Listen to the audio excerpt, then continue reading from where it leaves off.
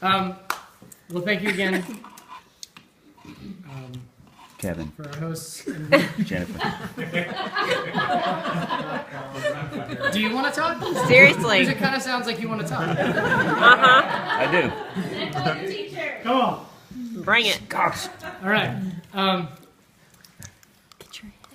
Robert Burns was a poet, I don't want to spill it. which means we're going to talk about poetry. He's known for being a poet, although that wasn't the only thing he did. Of course, he was, as Kevin said, grew up on a farm. He grew up working hard, probably knew hard labor more than most young men know today, especially most young men that might call themselves poets today. Two things that I want to focus on tonight with Robert Burns. Robert Burns extended the life of poetry. He was the pioneer of Romanticism, some say, and many of the American poets that we celebrate today, such as Longfellow and Holmes and Whittier, they were very much inspired by Robert Burns. And Longfellow is one of my favorite poets. And I'll read a little passage of a poem that he wrote to Robert Burns in a little bit. But today, nobody reads poetry anymore. I'm just going to acknowledge that. We don't, in our culture, really celebrate it. The poet today, does anybody know who the poet laureate of America is? Anybody of the United States? No? Because we don't care about poetry anymore.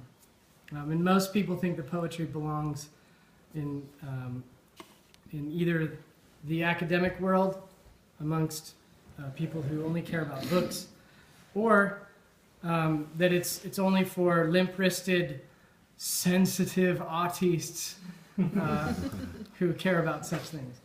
But Robert Burns was a man. He was a manly man who worked hard, who knew the toil of hard labor.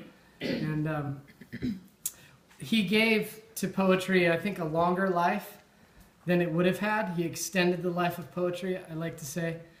I think it would have died earlier if it weren't for Robert Burns. And he did this in two principal ways. The first is that he restored the idea of the natural landscape to poetry. So, in other words, the pastoral tradition of the poet has always been associated with being outside, with seeing nature and being able to see how beautiful it actually is. Being able to see God's glory.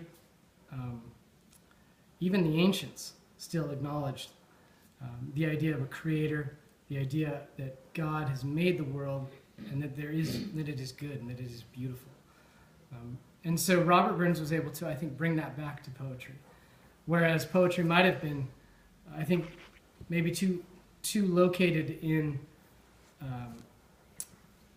maybe the circle of the literati, a bunch of people that got together and that were really writing poetry for themselves and not for the common man. And that's one of the things that Robert Burns gave back to poetry.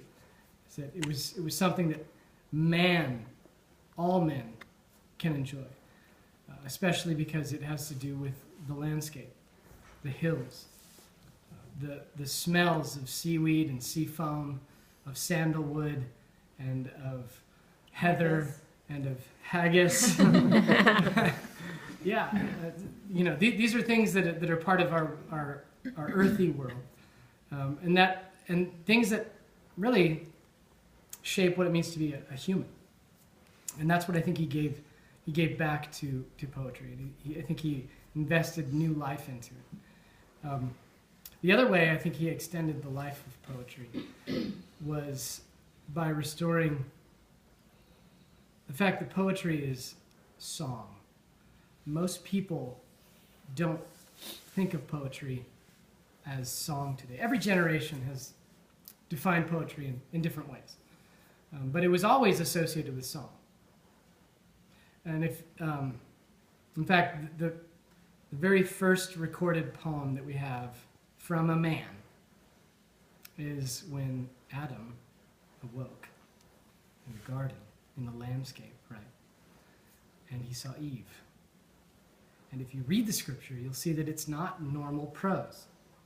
It's in poetry.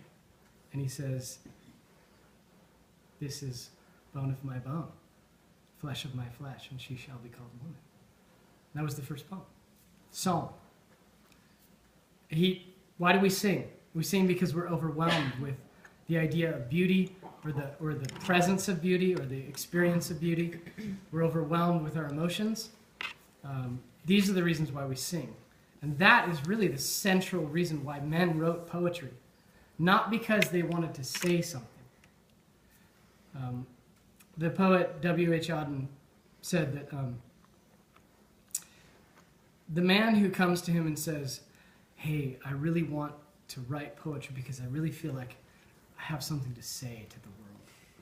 He says, there's no hope for that guy. He says, but give me the man that says, I love words and I love listening to them talk to each other. He says, there might be a hope for that man.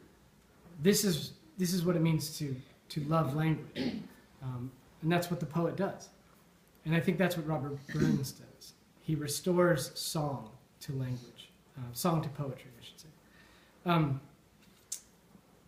Obviously, he focused on the colloquial songs of the Scottish. And that voice that he uses to tell his stories, without being able to really hear the voice that he writes in, it really doesn't have the same effect. And I'm going to give you a little bit of an illustration here. This isn't a Burns poem, but this is a poem. This is a Scottish poem, and I'll read it in one. I'll read it in our flat English boring accent, and then I'll put some color to it.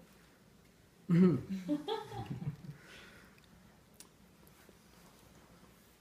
me think about it for a second. Okay. High upon highlands and lay upon Tay, bonny George Campbell rode out on the day. He saddled and bridled, and gallant rode he. Home came his good horse, but never came he. Okay. So that's the first stanza of a very famous Scottish ballad. More of a lyric, actually. But if we put some color to it, if we put some voice to it, if we put some song to it, then it changes dramatically.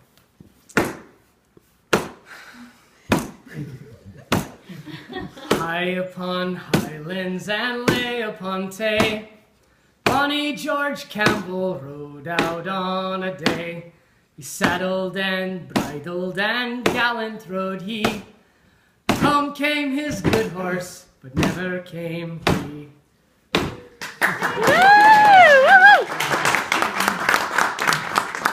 There's more to it if you want. Yes. Keep going. I want some more scotch. So, again, here's to a man who restored the life of poetry in the landscape of God's beauty, the green earth that he has made, and also in restoring song to poetry once again. Cheers. Cheers.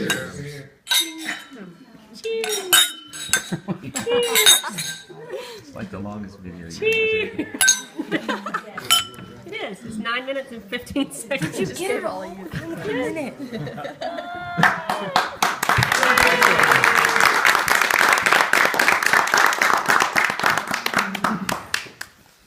To O'Donnell. Start the toast. O'Donnell. Quick. Slancha. So now I open it up to, I know many of you have